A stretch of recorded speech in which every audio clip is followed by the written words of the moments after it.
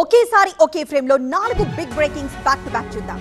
First breaking, అభివృద్ధిపై చర్చకు రావాలని కేసీఆర్ కిషన్ కు సీఎం రేవంత్ సవాల్.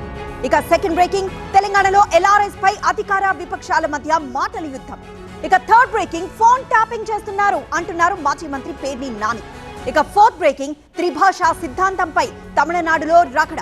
వీటికి సంబంధించిన ఫుల్ బ్రేకింగ్ చూద్దాం. ఫస్ట్ బ్రేకింగ్, పాలన బాలేదు అంటున్నారు, అభివృద్ధిని అడ్డుకుంటున్నారంటున్నారు రేవంత్. గత 10 ఏళ్ల పాలనపై చర్చకు వస్తారా అంటూ కేసీఆర్ కిషన్ రెడ్డికి సీఎం రేవంత్ సవాల్ విసిరారు.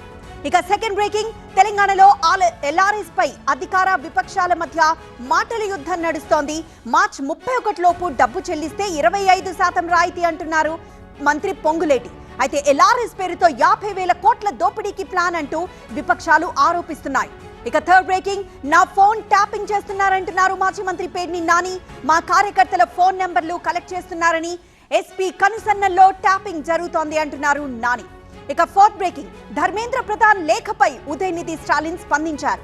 జాతీయ విద్యా విధానం అమలు చేస్తేనే నిధులిస్తామని కేంద్రం రాజకీయాలు చేయడం లేదా అంటూ ప్రశ్నించారు ఉదయనిధి స్టాలిన్.